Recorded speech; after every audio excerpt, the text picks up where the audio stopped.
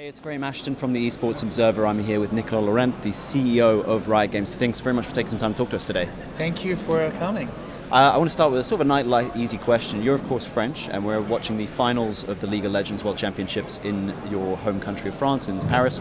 How does it feel to have such an event here at this scale? You know, it's very emotional for me because around 20 years ago I was here in Paris on the City Hall Parvis watching our national team doing wonders in the World Cup, on a big screen in the middle of a fan zone, and knowing that now the city of Paris is pulling all those whistles to host League of Legends with a press conference at the Eiffel Tower, a big fan zone and a big screen to watch Worlds, and then obviously this fantastic arena. That's pretty emotional for me. If you had told me 20 years ago that I would be at the head of the biggest esports, maybe one of the biggest sport in general, I would have not believed a second, so that's amazing. So talk our readers through the process of building something like this from your perspective, because obviously Riot has its global esports team, and then of course you have the European team and every other regional team working together that comes together. What role do you take as a decision maker in actually deciding how the event will ultimately look when it comes to fruition? So we were not sure esports had a future initially. Yeah. We knew it was big in Korea, but we never knew if Korea was different from the rest of the world or if they were just ahead of time. And so we nurtured esports in Korea, and then we put a big tournament in season 1, which was kind of our way to wrap a lot of tournaments together and say who is the big winner of the year. And the momentum was crazy. We had tons of people watching online, and it gave us the courage to say, you know what, it is not a Korean thing. Koreans are just ahead of time. And then we started building structures and tournaments and more importantly, professional leagues on every corner of the planet. And now we have 13 professional leagues, 3 major international events, and probably more in the future. Obviously, it's a big decision for a company to make, that we're going to take esports as something that's great marketing for our game and great for generating sales within the game, to actually this could be a core business pillar of our company and actually a revenue driver. What was it like to make that decision? And then, what would you advise companies who they're seeing their esport becoming popular now and discovering if they should take that step as well? Yeah, you cannot see esport as marketing. That's actually a big mistake. Okay.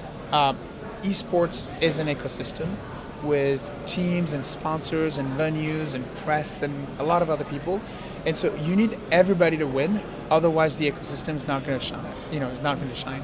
And so we view this as a business. We want to make sure everybody has something to win.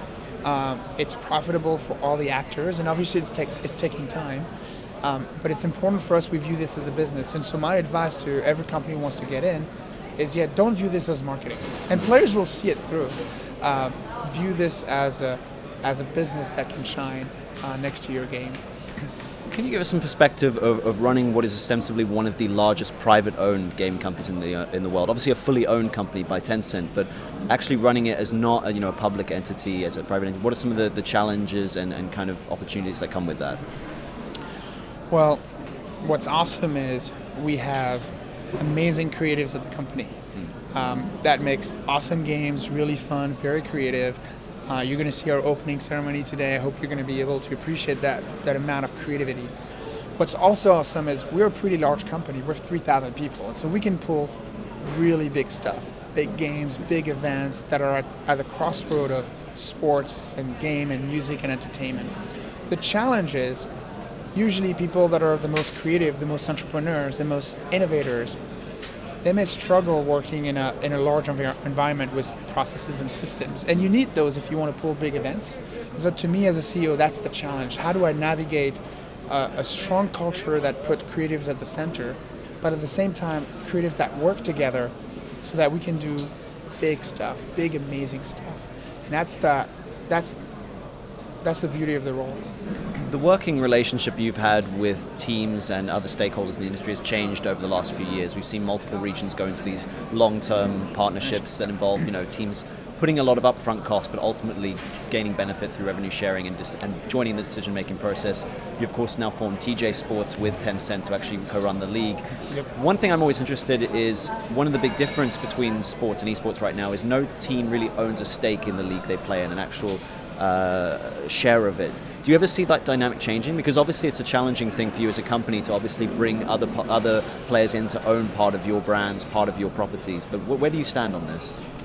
Yeah, so we're not religious about it, and it's not impossible that one day we explore that model where teams own a portion of the league. The problem, though, is you only want to do this if you have plans for the league to monetize on its own, or potentially IPO or stuff like that. Otherwise, you're just creating a bad incentive structure. So we're not there yet.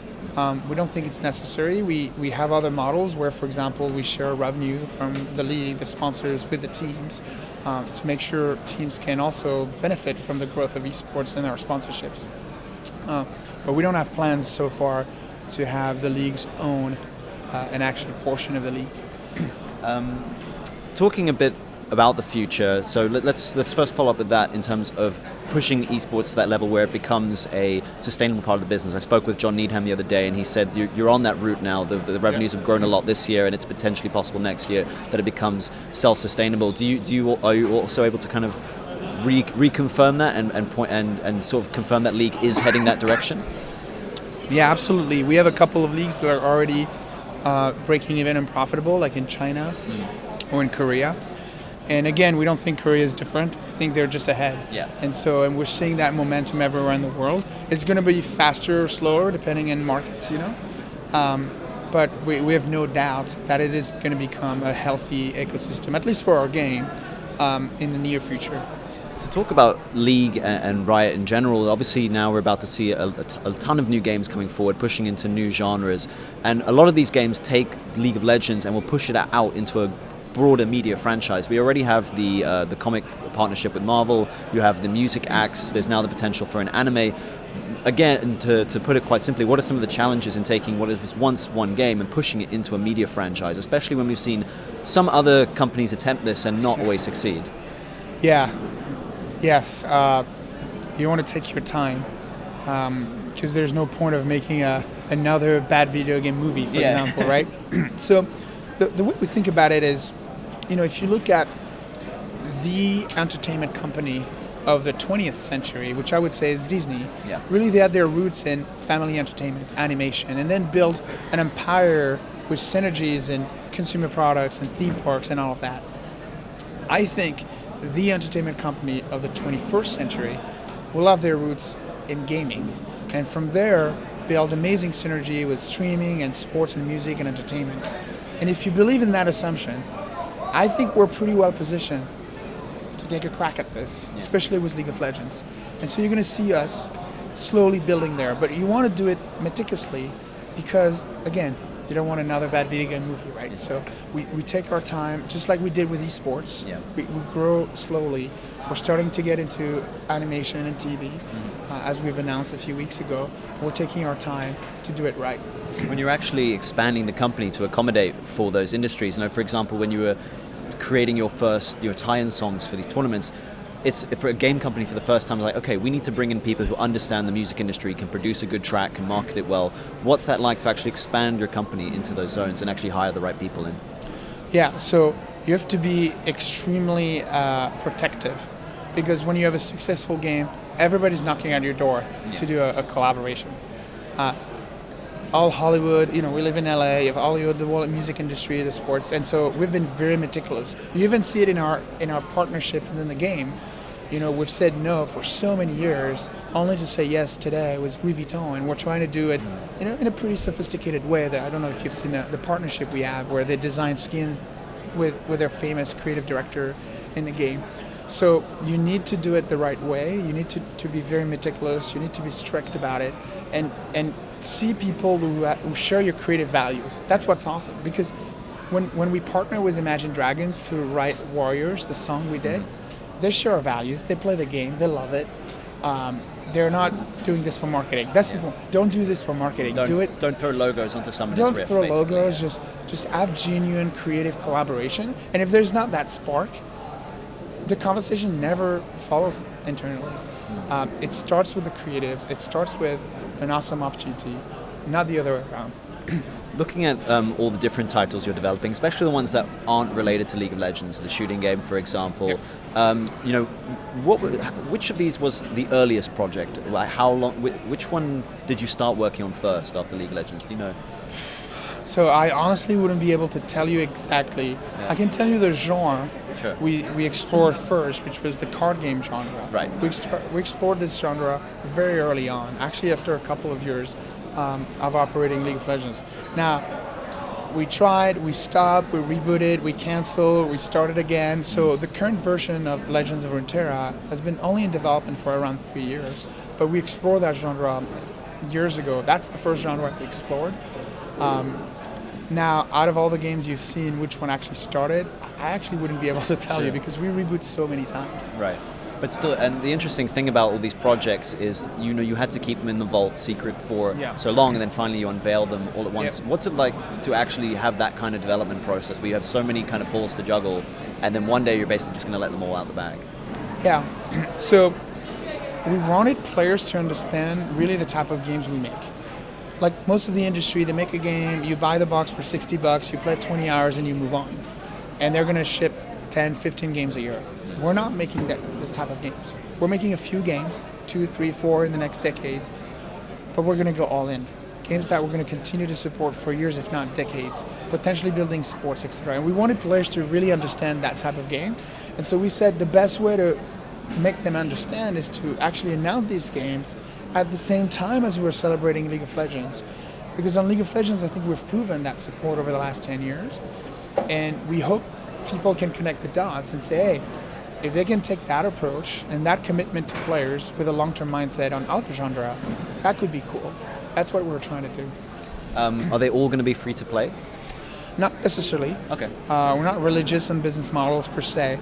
What we are religious about is having really player-focused business model. We don't like those very aggressive business models. That's why on Legends of Runeterra, for example, our card game, we're getting out of like randomized packs you have to sell. So putting players first and treating players with respect, which you have to do if you want to hold them for years. If you sell them a box and you move on, you can try to trick them. But if you want to make a game for years, you have to respect the player. So that we're religious about. But sometimes it may mean a different business model. It might be subscription. It might be pay to play the game. It depends. We're going to be open. The first one we announced is going to be free to play, Legends of Runeterra. Yeah. Just to close out with a couple of questions on your role as a CEO. How many offices does Riot have right now? If you can tell readers. I don't know the exact number, but it's over 20. I think it's 22 or 23 offices around the world. Yeah. So, as the global head of that, what's your kind of perspective on building, building and maintaining relationships with all those different regions? Some of whom, in terms of their kind of presence on the League of Legends map, are quite small. How do you interact with all these different offices and make sure that they all understand their involvement in the global system? This is very important for me because before I was CEO, I was actually the head of international for Riot. And so I've built those offices around the world. And for me, it was always important to say, like, hey, the market is actually pretty big. There are players everywhere in the world, from Vietnam to Chile to Australia to Russia. It's not just the US and others. And I think most of the game companies and most companies in general, they see their domestic market as the main, and then they'll do a few other things on the side. So we really embrace the international aspect of League of Legends. So I build those offices. I'm still close with most of them. I visit them every year. I take our leadership team and I travel, visit all those offices to make sure that our leadership team, our executive team, is really globally minded. And obviously all these offices are based in different countries with different cultures, different ways of approaching a work ethic, even in the gaming industry. Mm-hmm. Do you feel that all of them share a same corporate culture, or does it differ between regions? Yeah, that's the billion-dollar question. Yeah. How do you grow your company and your culture? So for us, there is small differences that you would see, but the core values of the company, we actually said from the beginning, we don't want to adapt them across the world. So the core culture, we have a culture manifesto, our core values, we want the same around the world, which in some markets might be a little bit harder. I'll give you an example. We have a strong feedback culture. If you put creatives at the center, the way you get great creative work is people brainstorm and give themselves feedback on the creative work.